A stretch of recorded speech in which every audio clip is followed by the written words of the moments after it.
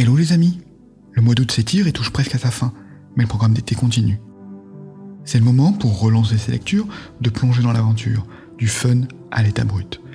Certains ont qualifié la lecture du jour de fantaisie industrielle et sociale, avec des accents steampunk et western.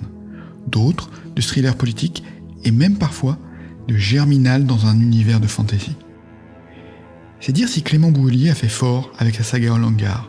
Il nous entraîne dans une aventure virevoltante au milieu de complots, d'orques bagarreurs et de nains de fantaisie travaillant à l'usine et décidant de monter sur les barricades. Voici justement le début du tome 1, Bancs et barricades. C'est parti. Prologue. Okananga. C'est une sale bagarre. Une bagarre qui n'aurait jamais dû commencer parce que ces 5 crétins n'en valaient pas la peine. Torgen le savait. Mais l'affaire était lancée. Il s'est jeté sur eux, officier milicien. Il a retourné cette table sur ce pauvre gars. Et à présent, les 4 crétins restants cherchent à le cerner. Ils le repoussent vers le fond de la taverne. Les éclats de verre répandus au sol craquent sous leurs bottes. Tout autour d'eux, les clients se sont tus en entendant l'échange d'insultes et le fracas de la table renversée. Même ceux de l'étage ont reposé leur chope de bière noire et relevé la tête. Ils se tiennent accoudés à la rambarde et ne perdent pas une miette de la scène. Du coin de l'œil, Torgen voit presque saliver cette ligne d'alcooliques, de voleurs et de maquereaux. Ils sont comme ces parieurs qu'il a observés autour des combats clandestins de peau verte. Silencieux lorsque les orques entrent enchaînés sur le ring de sable, silencieux toujours lorsqu'on retire les fers, et brusquement aussi sauvages que des lutteurs quand ceux-ci se jettent l'un sur l'autre. Dans un instant, la taverne résonnera comme le cœur d'une grande nef au moment de la prière chantée. Les sons, toutefois, ne produiront rien de mélodieux. Chien merdeux.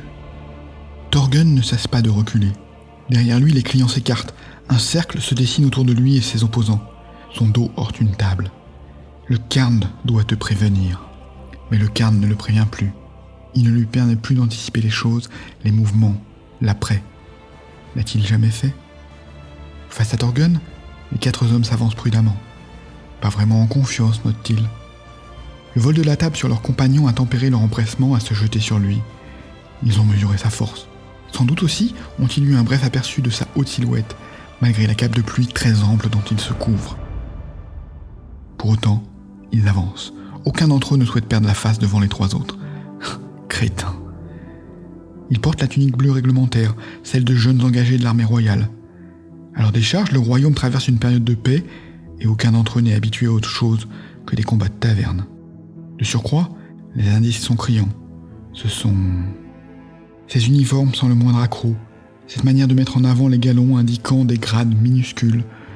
Ce sont ces barbes entretenues pour les soirs de beuverie et de baise avec les filles des bas quartiers. Ces peaux sans cicatrices, ce teint, ni allé ni plafard, qui ne connaît pas les rigueurs du froid ni du soleil. Et plus que tout, ce sont ces gueules de bébés. Gondaren. Vous avez 20 ans, vous faites un service militaire de citadin. Vos parents fortunés achètent vos épaulettes, vous êtes les rejetons de la noblesse ou de grands bourgeois hollandais.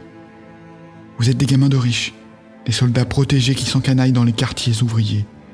Vous ne savez rien d'Okananga. Mais pourquoi a-t-il eu besoin d'aller les chercher sur ce terrain-là?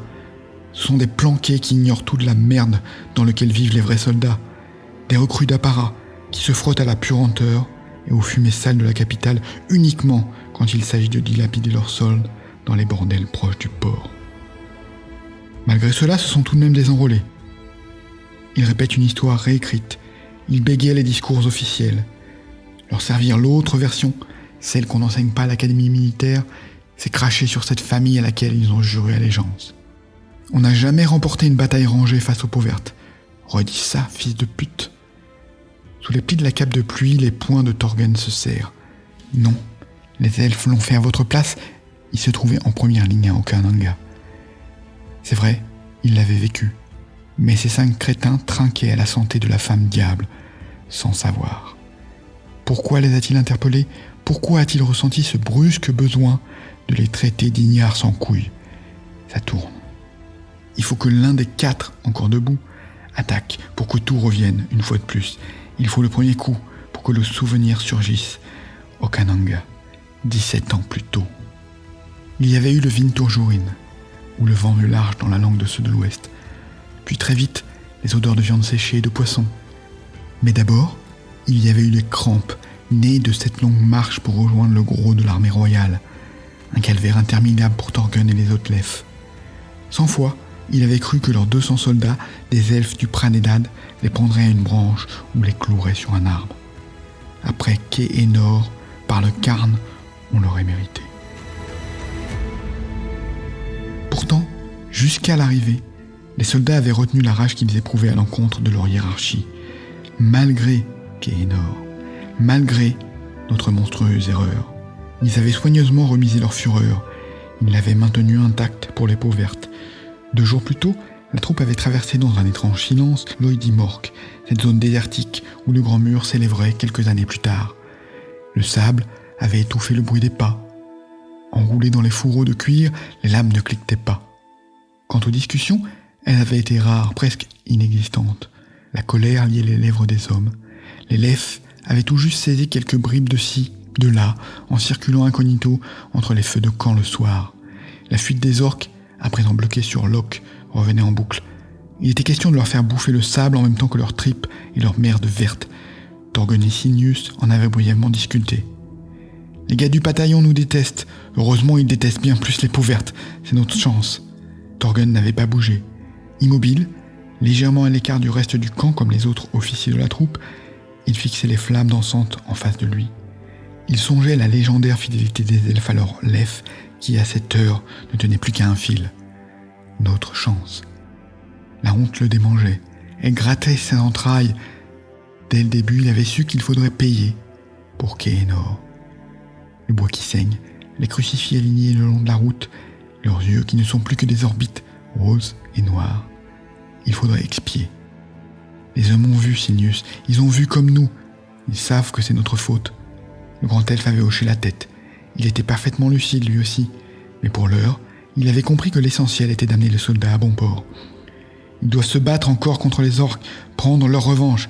Ensuite, seulement, ils pourront se venger de nous, s'ils le veulent encore. La haine des pauvres avait accaparé le bataillon durant les derniers jours de marche. La rébellion qui couvait n'avait pas éclaté.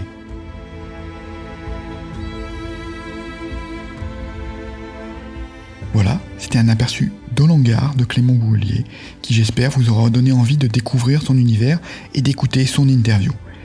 Si vous aimez ce podcast et voulez contribuer à son développement, laissez-moi une note et un commentaire avec votre avis sur l'émission.